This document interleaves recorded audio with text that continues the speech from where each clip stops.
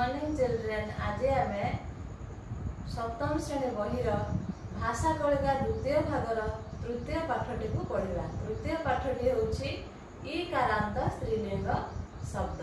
ताहले आस आम केतोटी शब्द को जानिबा और तार अर्थ को बुझिबा। प्रथम शब्दटी होछि नदी। नदी अर्थ नई। पुष्पधानी।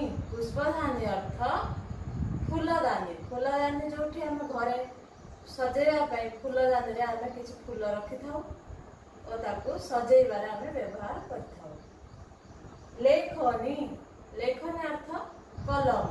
कलम रे आमे लेखु। अंकनी।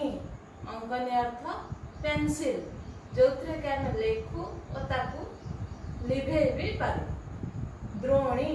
द्रोणी अर्थ बाल्टी। बाल्टी आमे पानी रखिबारे ताकू आमे व्यवहार करू। पृथ्वी। पृथ्वी अर्थ पृथ्वी गोटे ग्रह। कर्तरी। कर्तरी अर्थ कैंची। मार्जनी। मार्जनी अर्थ झाड़ू। आमे ताकू घर सफा करिवारे व्यवहार करिथाउ। धन्यवाद।